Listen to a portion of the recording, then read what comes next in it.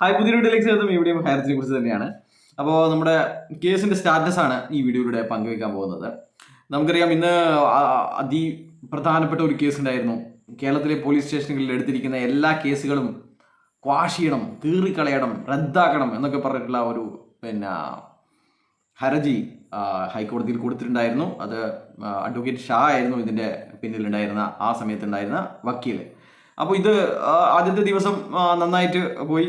അങ്ങനെയാണോ, ഇത് CBI അന്വേഷിക്കുന്ന ഒരു കേസിൽ സമാന്തര അന്വേഷണം കൂടി ചെയ്യുന്നുണ്ടോ, അതെന്നാൽ പിന്നെ ശരിയാക്കണം എന്ന് പറഞ്ഞിട്ട് നമുക്ക് അടുത്ത ദിവസം നോക്കാം എന്ന് പറഞ്ഞ് അന്ന് കേസ് മാറ്റി വെക്കുകയാണ് ചെയ്തിരുന്നത്. അപ്പോൾ അടുത്ത ദിവസമാണ് ഗവൺമെൻറ്റിൻ്റെ PP കാര്യങ്ങളൊക്കെ പറഞ്ഞു. ഇത് ഗവൺമെൻറ് അന്വേഷിക്കാൻ വേണ്ടിയിട്ടുള്ള കാര്യങ്ങളൊക്കെ ചെയ്തിട്ട് മാത്രമേ ഉള്ളൂ. പക്ഷേങ്കിൽ ഇതുവരെ CBI കേസ് അന്വേഷണം ഏറ്റെടുത്തിട്ടില്ല എന്നുള്ള കാര്യങ്ങൾ തുറന്നു പറഞ്ഞു. അപ്പോഴേക്കും ജഡ്ജിന് കാര്യങ്ങൾ മനസ്സിലായി, ഇവർ നമ്മളെ ഊമ്പിക്കായിരുന്നു എന്ന് മനസ്സിലായി. അപ്പോൾ തന്നെ നമ്മുടെ കറണ്ട് പോയിട്ടോ, ഒരു ഇടക്കാല ഉത്തരവ് ഇടുകയാണ് ഉണ്ടായിരുന്നത്. ഇടക്കാല ഉത്തരവിൽ ഇങ്ങനെയാണ് പറഞ്ഞിരുന്നത്: എല്ലാ പോലീസ് സ്റ്റേഷനുകളിലും പരാതികൾ സ്വീകരിക്കണം, അങ്ങനെ ഇവരെ CBI വരുന്നത് വരെ ഇവരെ അങ്ങനെ വെറുതെ വിടാൻ പറ്റില്ല എന്ന് പറഞ്ഞിട്ട് എല്ലാവരും പോലീസിന് എല്ലാ അധികാരവും കൊടുത്തിരിക്കുകയാണ് കേസ് അന്വേഷിക്കാൻ വേണ്ടിയിട്ട്.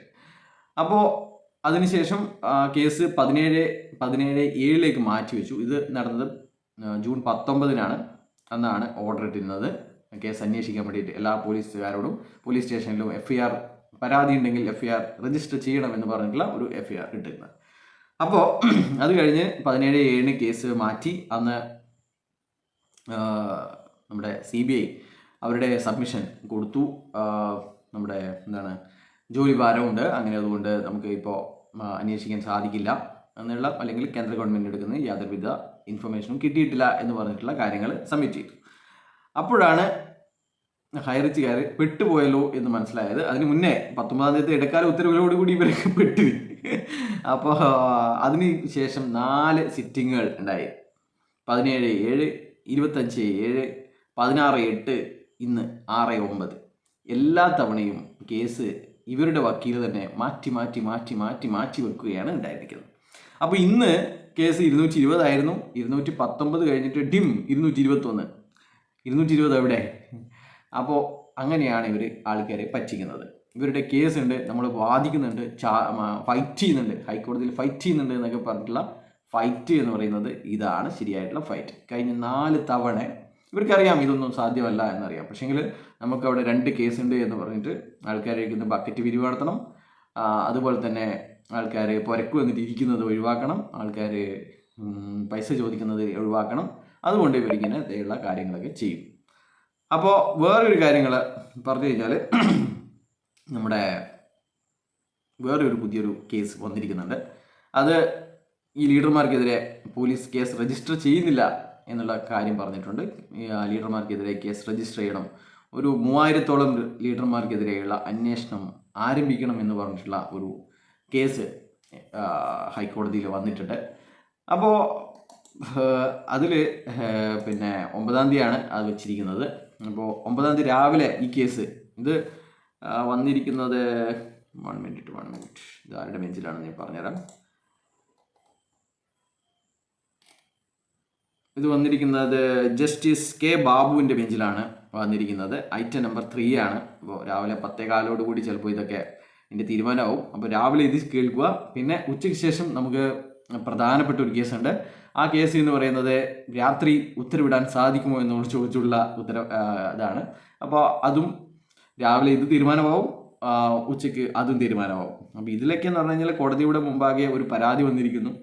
അതിൽ ഇന്ന് നാളൊക്കെയാണ് പ്രതികളാണെന്ന് പറയുന്നു. അപ്പോൾ FIR രജിസ്റ്റർ ചെയ്യാൻ വേണ്ടി പറയും. എല്ലാ പോലീസുകാരോടും FIR രജിസ്റ്റർ ചെയ്തിട്ട് പരാതി അന്വേഷണം ആരംഭിക്കാൻ വേണ്ടി പറയും. അപ്പോൾ ഇങ്ങനെയുള്ള കാര്യങ്ങളൊക്കെ ചെയ്യുന്നുണ്ട്. അപ്പോൾ ഈ കേസ് വന്നതോടുകൂടി എല്ലാവരും തന്നെ ആകെ പേടിച്ചിട്ടാണുള്ളത്. ഇതൊക്കെ വരേണ്ടത് വൈകി തങ്ങില്ല എന്ന് പറയുന്നില്ലേ, അതുപോലെയുള്ള കാര്യങ്ങളാണ് ഈ കാര്യങ്ങൾ. വരാനുള്ളത് വരേണ്ട സമയത്ത് വരും, അത്ര മാത്രമേ ഉള്ളൂ. അപ്പോൾ നമുക്കറിയാം 3 കേസുകൾ ഇപ്പോൾ നിലവിലുണ്ട്. അപ്പോൾ ഒന്ന് FIR രജിസ്റ്റർ ചെയ്യാൻ പാടില്ല എന്ന് പറഞ്ഞ് കൊടുത്തിരിക്കുന്ന കേസാണ്. അതിൽ FIR രജിസ്റ്റർ ചെയ്യണമെന്ന് പറഞ്ഞുള്ള ഇടക്കാല ഉത്തരവ് ഹൈക്കോടതിയുടെ ബെഞ്ചിൽ നിന്ന് ഉണ്ടായിട്ടുണ്ട്. അതുപോലെ തന്നെ രണ്ടാമത്തത് രാത്രി ഉത്തരവിടാൻ സാധിക്കില്ല എന്ന് പറഞ്ഞിട്ടുള്ള അതാണ്. അത് 9-ാം തീയതി VJ അരുൺ സാറുടെ ബെഞ്ചിൽ വൈകുന്നേരം 612 അതിൻ്റെ നമ്പർ. അത് ഒക്ടോബർ 28 മാറ്റിയിരിക്കുന്ന ഒരു സംഭവമാണ്. അത് ഇവരെ അർജൻറ്റായിട്ട് ഹിയർ ചെയ്യണം, അർജൻറ്റായിട്ട് ഇത് സോൾവ് ആക്കണം എന്ന് പറഞ്ഞിട്ടുള്ള സംഭവങ്ങൾ വന്നിട്ടുണ്ട്. അതുകൊണ്ട് തന്നെ 9-ാം തീയതി ഉച്ചയ്ക്ക് ഒരു 3 മണിയാകുമ്പോൾ ചിലപ്പോൾ ഇത് എടുക്കാൻ സാധ്യതയുണ്ട്. 612 ഇതിൻ്റെ നമ്പർ. അപ്പോൾ മറ്റൊരു കേസ് എന്ന് പറയുന്നത് ലീഡർമാർക്കെതിരെയുള്ള പരാതികൾ FIR ഇട്ട് അന്വേഷണം ആരംഭിക്കണമെന്ന് പറഞ്ഞിട്ടുള്ള കാര്യങ്ങളാണ്. അപ്പോൾ അത് ആദ്യത്തെ സിറ്റിംഗ് അതിൻ്റെ 9/9 ഉണ്ടാവും. അപ്പോൾ ഈ 3 കാര്യങ്ങളാണ് ഇതിലൂടെ പറയാൻ ആഗ്രഹിച്ചത്. അപ്പോൾ അതിനിടയ്ക്ക് കറണ്ട് പോയി. അപ്പോൾ എന്തായാലും നിങ്ങൾക്ക് എന്നെ കാണാൻ സാധിക്കുന്നുണ്ട് എന്ന് വിചാരിക്കുന്നു. Okay, by.